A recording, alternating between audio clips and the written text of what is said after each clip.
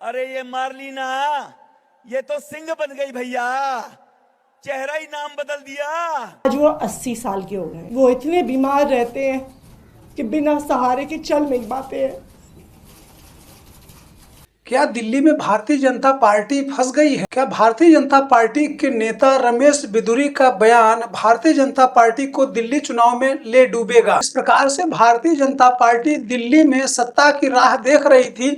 क्या आपको लगता है कि भारतीय जनता पार्टी के नेता रमेश बिधूरी के बयान से दिल्ली में जिस प्रकार से आतिशी मरलेना के ऊपर, जो कि दिल्ली की मुख्यमंत्री हैं, उनके ऊपर बयान दिया गया है, इसके साथ साथ कुछ दिनों पहले जब रमेश बिधूरी कालकाजी सीट से प्रत्याशी बनाया, तब उन्होंने कांग्रेस सांसद प्रियंका गांधी के ऊपर टिप्पणी की और साथ ही साथ दिल्ली की मुख्यमंत्री आतिशी के ऊपर भी टिप्पणी की। रमेश बिधूरी दिल्ली से विधायक रह चुके हैं और 2 बार भारतीय जनता पार्टी से सांसद रह चुके हैं, 2014 से 2019 और 2019 से 2024। लेकिन 2024 भारतीय जनता पार्टी ने रमेश बिधूरी को टिकट नहीं दिया था। इस प्रकार से भारतीय जनता पार्टी दिल्ली में सत्ता की राह देख रही थी। आपको बताते चलें कि लगभग 10 साल के बाद दिल्ली को कोई महिला मुख्यमंत्री मिली है। इससे पहले 15 वर्षों तक कांग्रेस की तरफ से शीला दीक्षित दिल्ली की मुख्यमंत्री रही। तो 15 साल कांग्रेस ने शासन किया और लगभग 11 साल आम आदमी पार्टी ने। तो कुल मिला करके लगभग 26 साल से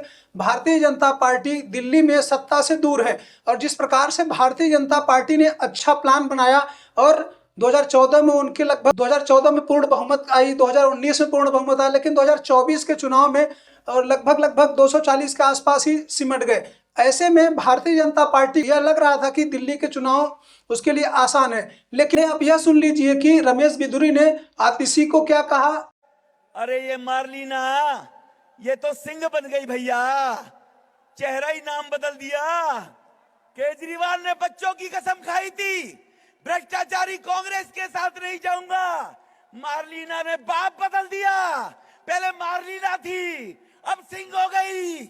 ये इनका चरित्र है। के प्रेस कॉन्फ्रेंस में दिल्ली के मुख्यमंत्री आतिशी ने जब प्रेस कॉन्फ्रेंस की, तब उन्होंने कहा, मैं रमेश बिधूरी जी को कहना चाहूंगी,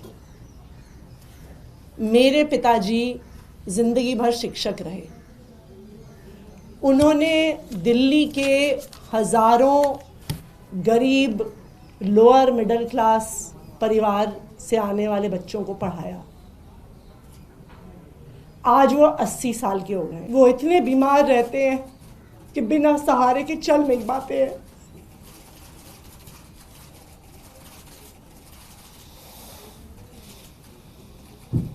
चुनाव के लिए इतनी घटिया हरकत करेंगे? कैसे बुजुर्ग व्यक्ति को गालियां देने पे उतर आएंगे? इस देश की राजनीति इतने घटिया स्तर पर गिर सकती है, मैं कभी सोच नहीं सकती थी। रमेश बिधूरी जी खुद दक्षिणी दिल्ली से 10 साल सांसद रहे। वो बताएं ना कालकाजी के लोगों को कि उन्होंने इस इलाके के लोगों के लिए क्या किया। वो दिखाए ना कि जो उनका 10 साल का काम था वो मेरे 5 साल के विधायक के काम से बहुत बेहतर था। उसके आधार पर वोट मांगे। कहें कि अगर आतिशी ने 1 सड़क बनवाई तो मैंने 10 सड़कें बनवाई। आतिशी ने अगर 100 सीसीटीवी कैमरा लगवाए तो मैंने 1000 सीसीटीवी कैमरा लगवाए।